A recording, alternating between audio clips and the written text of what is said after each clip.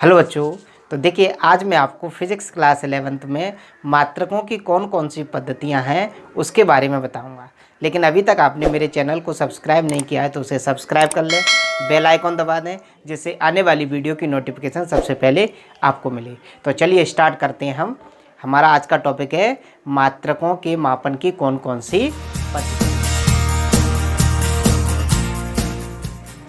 मात्रकों के मापन की पद्धतियाँ।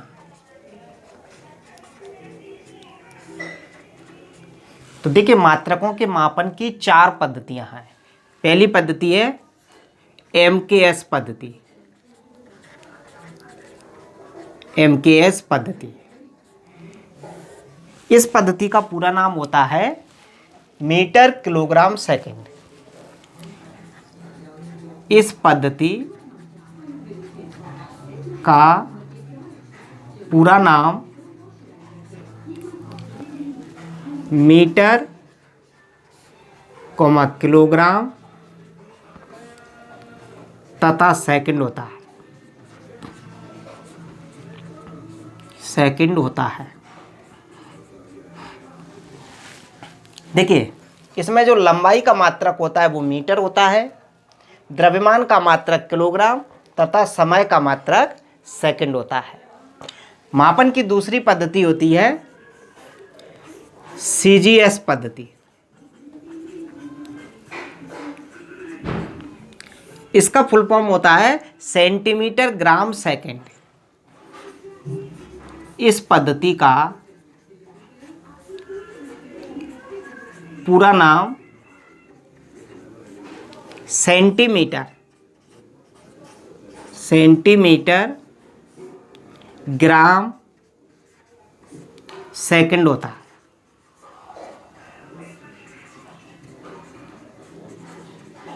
ठीक है, इसमें देखिए लंबाई का मात्रक होता है वो सेंटीमीटर होता है, द्रव्यमान का मात्रक ग्राम होता है और समय का मात्रक सेकंड होता है।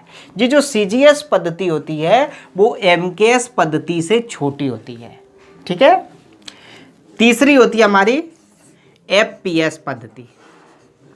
FPS पद्धति, देखिए इसका फुल फॉर्म होता है फुट पाउंड सेकंड। इस पद्धति का पूरा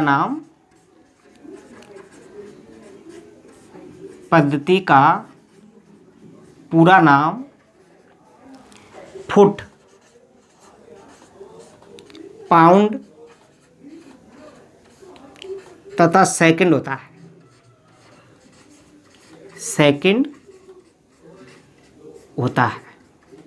देखिए, ये जो पद्धति होती है फुट पाउंड सेकंड, इसमें जो लंबाई का मात्रक होता है वो फुट होता है, द्रव्यमान का मात्रक पाउंड होता है तथा समय का मात्रक सेकंड होता है। चौथी पद्धति जो होती है वो होती है SI पद्धति। SI पद्धति,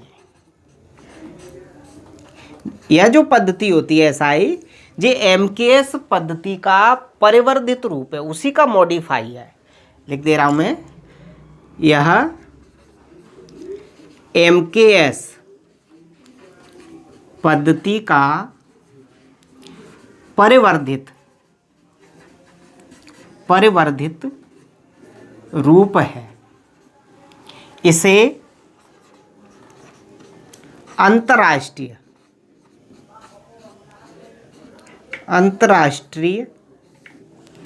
पद्धति भी कहते हैं।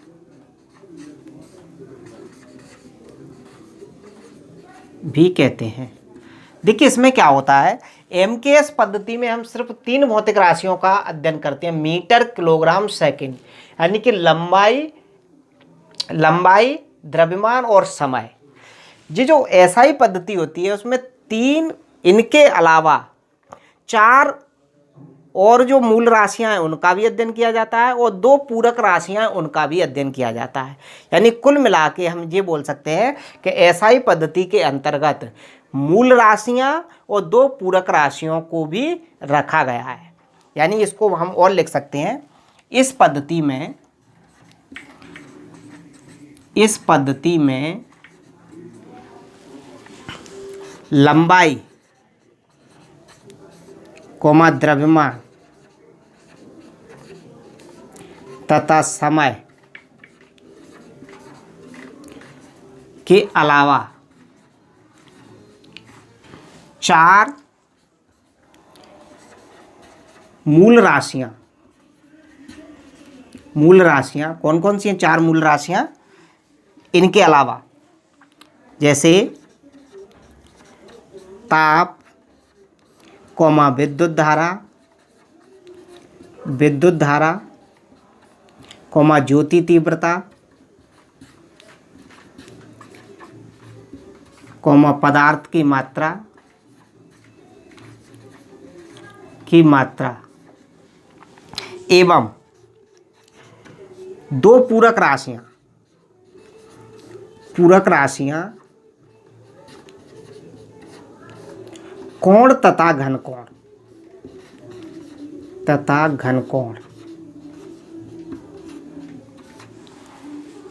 का अध्ययन किया जाता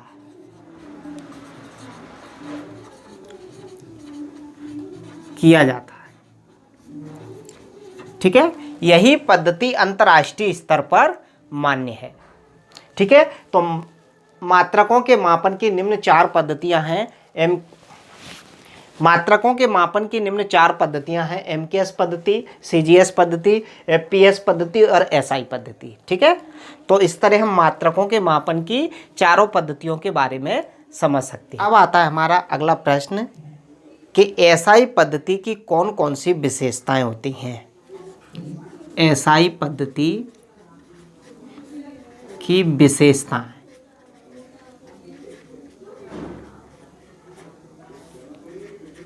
देखिए एसआई पद्धति की कौन कौन सी विशेषताएं होती हैं। पहली विशेषता होती है कि इसमें एक भौतिक राशि का एक ही मात्रक होता है। तो पहली विशेषता,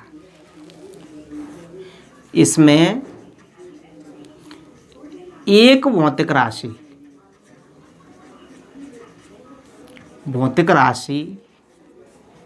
का एक ही मात्रक होता है।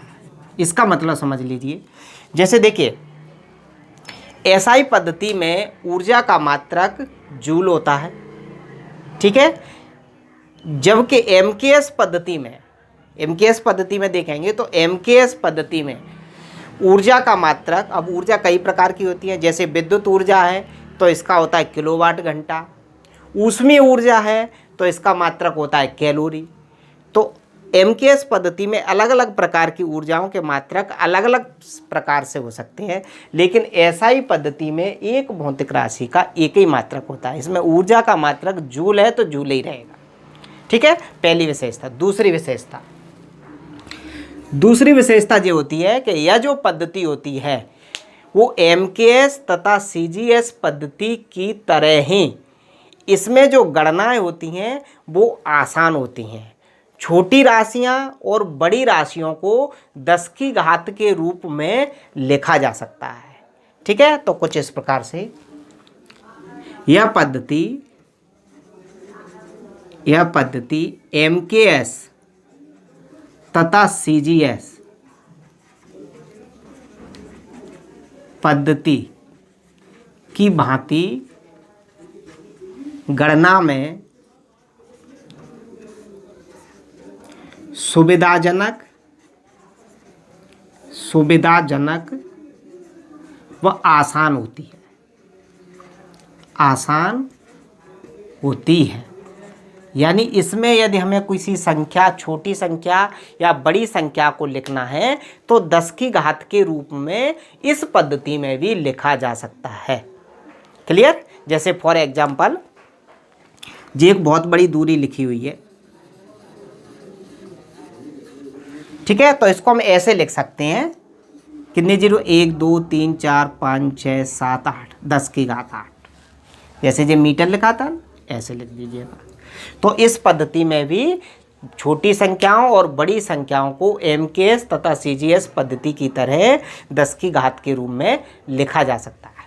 ठीक है, तीसरी विशेषता क्या होती है? यह पद्धति संबद्ध होती है। इसका मतलब बता रहा हूं, यह पद्धति संबद्ध होती है।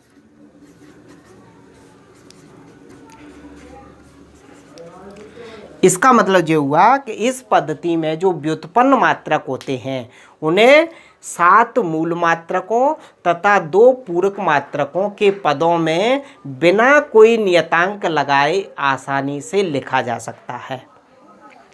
यानी कि इस पद्धति के जो व्युत्पन्न मात्रक हैं उन्हें मूल मात्रकों तथा 2 पूरक मात्रकों के पदों में बिना कोई नियतांक लगाए, स्वैच्छिक नियतांक लगाए लिखा जा सकता है। ठीक है। और चौथी विशेषता इसकी जो होती है, यह पद्धति, इसे लिखना, इस पद्धति के व्युत्पन्न मात्रक लगभग सभी व्युत्पन्न मात्रक अंतर्राष्ट्रीय स्तर पर मान्य हैं। अंतर्राष्ट्रीय स्तर पर मान्य है। यानी इस पद्धति के लगभग सभी व्युत्पन्न मात्रक अंतर्राष्ट्रीय स्तर पर मान्य हैं। तो जो एसआई पद्धति की 4 विशेषता हैं, इसमें एक भौतिक राशि का एक ही मात्रक होता है। यह पद्धति एमकेएस तथा सीजीएस पद्धति की भांति गणना में सुविधाजनक तथा आसान होती है। यह पद्धति संबद्ध होती है और इस पद्धति के व्युत्पन्न मात्रक अंतर्राष्ट्रीय स्तर पर मान्य है। ठीक है।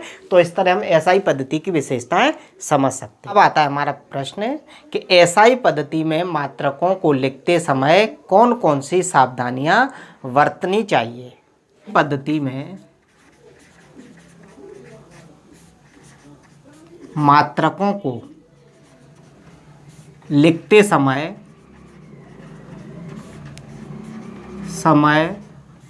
कौन कौन सी सावधानियां बरतनी चाहिए।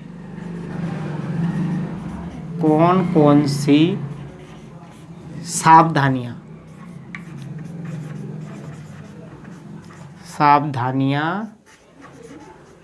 बरतनी चाहिए।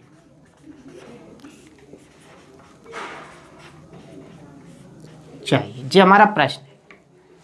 ठीक है। तो एसआई पद्धति में मात्रकों को लिखते समय निम्न सावधानियों का ध्यान रखना है। पहली सावधानी क्या है कि मात्रकों के बाद में कोई भी विराम चिन्ह नहीं लगाना चाहिए। ठीक है। यानी मात्रकों के बाद कोई विराम चिन्ह नहीं लगाना चाहिए।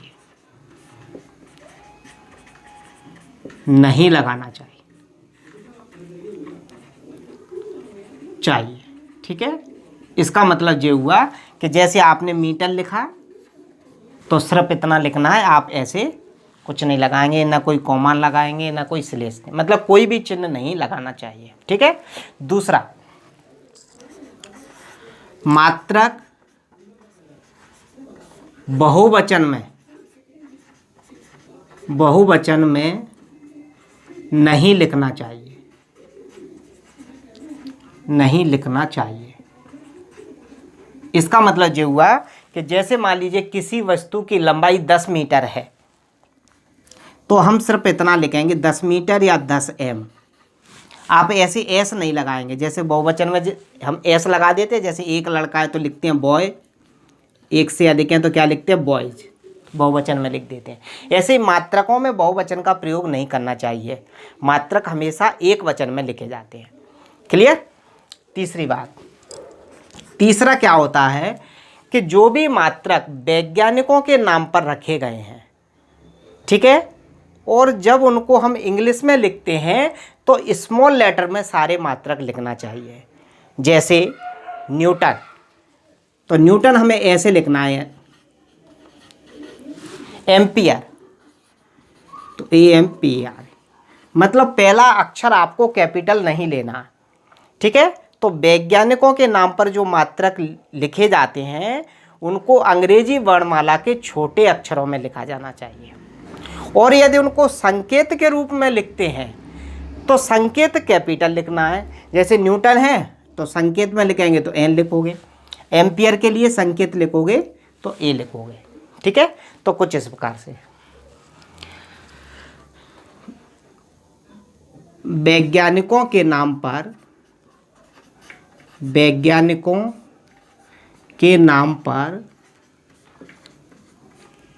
मात्रक अंग्रेजी वर्णमाला के छोटे वर्णों में या छोटे अक्षरों में लिखना चाहिए। ठीक है, तथा उनके मात्रक संकेत के रूप में बड़े अक्षरों में लिखना चाहिए।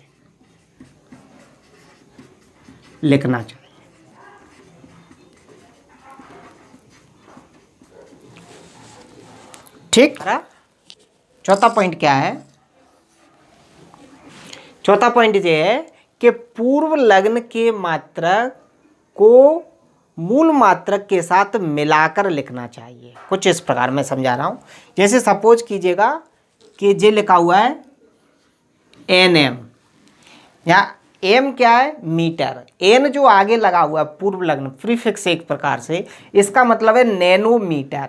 तो नैनो और मीटर के बीच में ना तो कोई कॉमा लगाना चाहिए ना कोई जगह छोड़नी चाहिए, दोनों को मिलाकर लिखना चाहिए।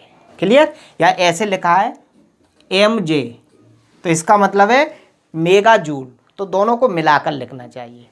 या जे लिखा हुआ है μF, इसका मतलब है माइक्रो फैराड, तो दोनों को मिलाकर लिखना चाहिए। फैराड क्या है? हमारा मात्रक है, और इसके पहले जो लगा हुआ है इसको बोलते हैं पूर्व लग्न। तो इसी बात को मैं लिख दे रहा हूं, पूर्व लग्न के प्रतीक को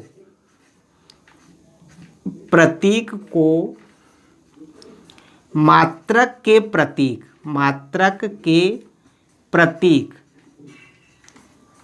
के साथ मिलाकर लिखना चाहिए।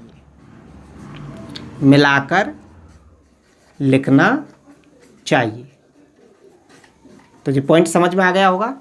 अगला पॉइंट है 2 या 2 से अधिक मात्रक एक साथ नहीं लिखना चाहिए। मैं लिख दे रहा हूं, फिर समझाता हूं। 2 या 2 से अधिक मात्रक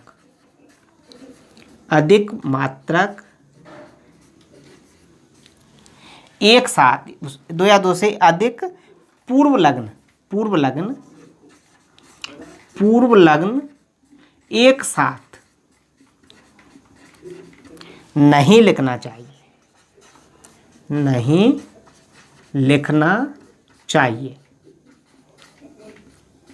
इसका मतलब समझ लीजिएगा। जैसे सपोज कीजिएगा जे लिखा हुआ है 10⁻⁻12 फैराड, या फैराड को मैं F से लिख दे रहा हूँ। ठीक है, तो यदि इसको हमें शॉर्ट फॉर्म में लिखना है तो 10⁻12 मतलब पीको होता है, तो ये बन गया पीको फैराड। तो या तो इसको हम ऐसे लिख दें या ऐसे लिख दें, पीको फैराड हो गया। अब देखिए म्यू का मतलब होता है 10⁻⁻6, इसको बोलते हैं माइक्रो। तो इसकी जगह हम 2 म्यू नहीं लिख सकते हैं, यानी ऐसा नहीं लिख सकते हैं। देखिए म्यू F, हालांकि में देखा जाएगा तो ये 10⁻⁻6, ये 10⁻⁻6 दोनों जुड़ जाएंगे तो 10⁻12 हो जाएगा। तो जी, लेकिन 2 क्या हो गए? पूर्व लग्न। तो 2 पूर्व लग्न एक साथ नहीं लिखना चाहिए। ठीक है, तो इसका मतलब आप समझ गए होंगे। तो इस तरह मात्रकों के मापन की कौन कौन सी पद्धतियां हैं, मात्रकों की विशेषताएं, एसआई पद्धतियों को लिखते समय किन किन बातों का ध्यान रखना है, इसके बारे में हमने पढ़ा। लेकिन यदि आपको मेरा वीडियो पसंद आया है तो इसे लाइक कीजिएगा, दोस्तों में शेयर कीजिएगा और कमेंट कीजिएगा। फिर मिलते हैं, तब तक गुड बाय, टेक केयर।